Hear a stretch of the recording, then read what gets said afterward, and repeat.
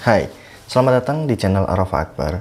Di channel ini kita akan banyak bahas hal seputar teknologi, informasi, dan komunikasi. Jadi kalau kamu baru ada di sini, habis video ini kamu bisa cek-cek lagi video kita sebelumnya. Barangkali aja ada informasi yang bisa bermanfaat buat kamu. Kalau udah, mari kita langsung ke pembahasannya.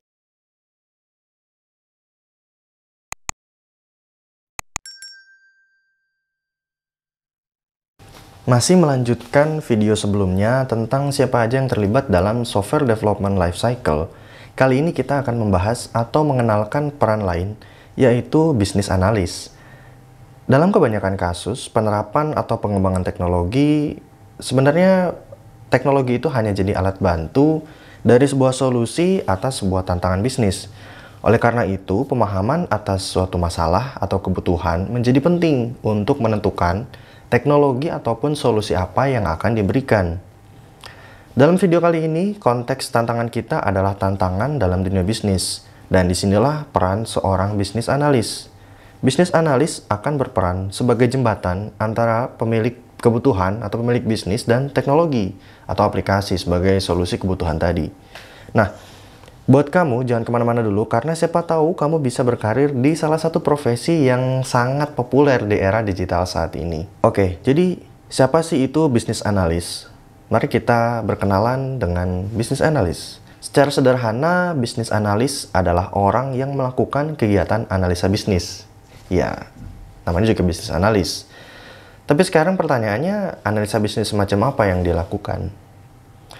Analisa bisnis ini sendiri adalah suatu kegiatan yang memungkinkan terjadinya perubahan dalam suatu bisnis atau perusahaan dengan cara mendefinisikan suatu kebutuhan dan merekomendasikan solusi yang bernilai atas kebutuhan tadi.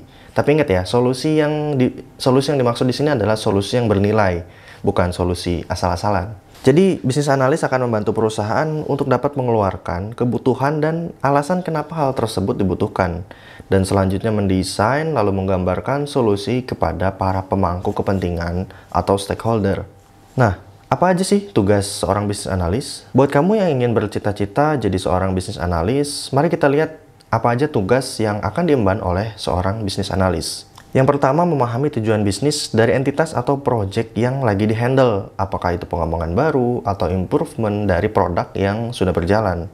Yang kedua, mengumpulkan seluruh permintaan tadi dari para user atau customer yang kita sebut requirement gathering. Requirement gathering ini adalah proses pengumpulan kebutuhan pengguna. Kebutuhan ini bisa berupa proses, fungsi, sistem, teknik, dan lain-lain. Nah, buat kamu yang mau melakukan requirement gathering, ada beberapa tips yang bisa kamu manfaatkan. Yang pertama adalah gali informasi sebanyak mungkin dari customer atau dari pengguna. Lalu selalu bertanya alasan atau tujuan apa dibalik setiap keinginan yang disampaikan tadi. Dan mintalah contoh dari input atau output dari keinginan tersebut supaya kamu bisa mendefinisikan secara jelas apa sebenarnya keinginan atau kebutuhan dari pengguna. Ada beberapa tools yang bisa kamu gunakan untuk requirement gathering. Yang paling gampang itu adalah catatan, lalu yang kedua adalah voice note, rekaman meeting misalnya, atau rekaman Zoom gitu. Dan output yang akan dihasilkan ya bisa minute of meeting atau audio recording. Dan dalam kegiatan requirement gathering ada beberapa dokumen yang harus kamu perhatikan. Yang pertama adalah dokumen standar operasional prosedur, baik dari sisi bisnis customer maupun dari sisi penerapan bisnisnya. Yang kedua adalah input atau output dokumen dari setiap kegiatan operasional harian. Nah, berikutnya tugas dari seorang bisnis analis adalah melakukan requirement analysis and design. Requirement analysis di sini bisa dilakukan dengan beberapa cara. Di antaranya, identifikasi masalah, lalu pisahkan antara kebutuhan dan keinginan atau budaya perusahaan, supaya kita sebagai seorang bisnis analis bisa memisahkan mana yang benar-benar kebutuhan dari customer, mana yang hanya sekedar keinginan. Dan selalu mencari alasan di setiap kebutuhannya, agar kita bisa menyamakan persepsi apa kebutuhan yang benar-benar dibutuhkan oleh customer. Lalu identifikasi kepentingan berdasarkan stakeholder, terutama stakeholder yang memiliki dampak besar terhadap project. Jadi kamu urutkan dari yang dampaknya paling besar sampai yang paling kecil. Lalu lakukan konfirmasi atau persamaan persepsi dengan para pengguna. Berikutnya, turunkan setiap kebutuhan ke dalam suatu list fitur, karena kan kita tujuannya adalah membangun sistem atau aplikasi. Keluaran dokumennya bisa berupa Business Process Modeling atau BPM, atau kalau bahasa Indonesianya itu pemodelan proses bisnis, yang merupakan diagram yang umum dipakai untuk mewakili urutan kegiatan secara implisit dan berfokus pada sebuah proses, tindakan, dan kegiatan dari suatu aktivitas. Lalu sumber daya atau resource yang digambarkan dalam dokumen ini harus menunjukkan bagaimana mereka akan berproses. Tools yang bisa kamu gunakan untuk membuat dokumen ini atau melakukan requirement analysis dan design adalah mind map, lalu EasyDraw atau Visio kalau cari alternatifnya, lalu Balsamiq atau di Excel juga bisa sih. Lalu bisa juga list fitur, dan tadi dokumen business process modeling, lalu UI mockup, dan yang terakhir bisa juga business requirement dokumen. Tugas yang keenam adalah melakukan brainstorming dengan para tim technical agar mereka bisa memahami solusi yang akan diberikan oleh business analyst. Berikut dengan teknologi apa yang akan digunakan untuk membangun solusi tersebut. Pada tahapan ini biasanya seorang business analyst akan berkoordinasi dengan sistem analis. Kalau kamu belum tahu siapa itu sistem analis, kamu bisa lihat video kita sebelumnya, mungkin di sini atau di sini, atau di deskripsi. Berikutnya, yang ketujuh, melakukan kontrol atas solusi yang dibangun oleh tim technical atau tim development dan memberikan saran-saran perbaikan jika dibutuhkan. Lalu yang kedelapan, mempresentasikan solusi kepada klien. Perlu diingat bahwa dalam memberikan suatu solusi ini, seorang bisnis analis akan terikat kepada beberapa batasan, seperti anggaran, waktu, dan jumlah resources. Solusi terbaik adalah solusi yang mampu memenuhi kebutuhan dari customer atau pengguna, dan juga sesuai dengan budget dalam bentuk harga ataupun waktu. Jadi percuma kalau misalnya solusi yang dikasih oleh bisnis analis itu canggih, tapi harganya selangit dan pekerjaannya membutuhkan waktu 1000 tahun gitu. Nah, lalu skill apa aja sih yang dibutuhkan untuk menjadi seorang bisnis analis? Skill untuk posisi seorang bisnis analis sebenarnya nggak terbatas pada hal-hal berikut, tapi bisa kamu jadikan acuan apa-apa aja yang harus dikuasai oleh seorang bisnis analis. Yang pertama adalah skill komunikasi, pastinya. Karena skill ini wajib dimiliki apalagi oleh seorang bisnis analis. Karena tugasnya membutuhkan komunikasi dengan banyak pihak. Tanpa skill ini, requirement gathering, koordinasi, dan perannya sebagai jembatan antara klien dan internal tim mustahil untuk bisa dilakukan. Yang kedua adalah berpikir analitis dan mampu menyelesaikan setiap masalah.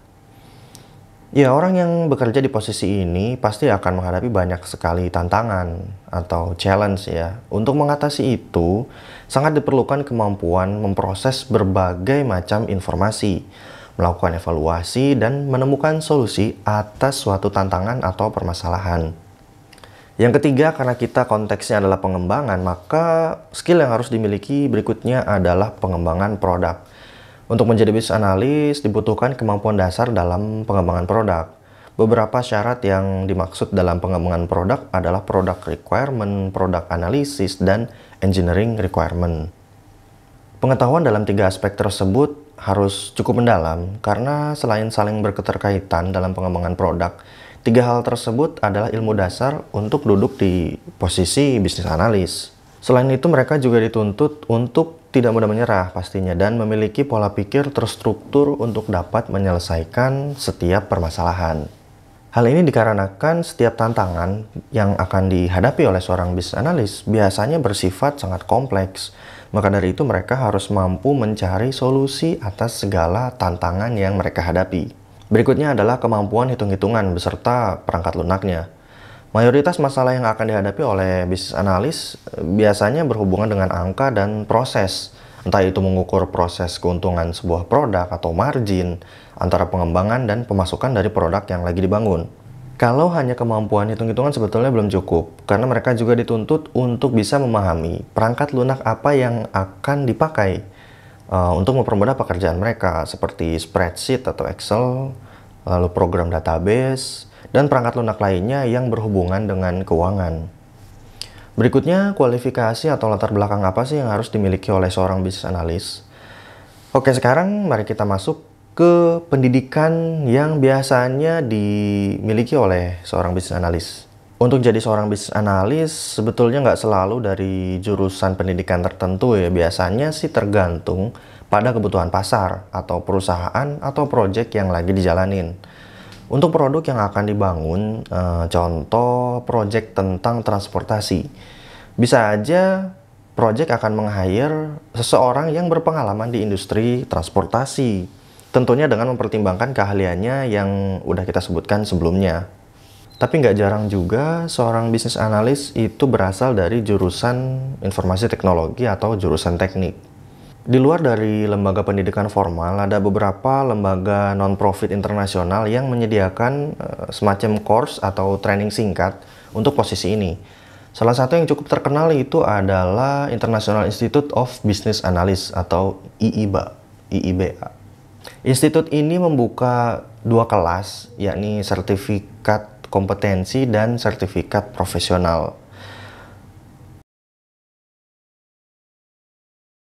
Oke, sekarang kita ngomongin gaji ya. Gaji seorang bisnis analis juga cukup variatif ya, tergantung level keahlian atau project yang lagi ditangani. Ada yang dibayar bulanan, bahkan ada juga perhitungan gajinya berdasarkan jam.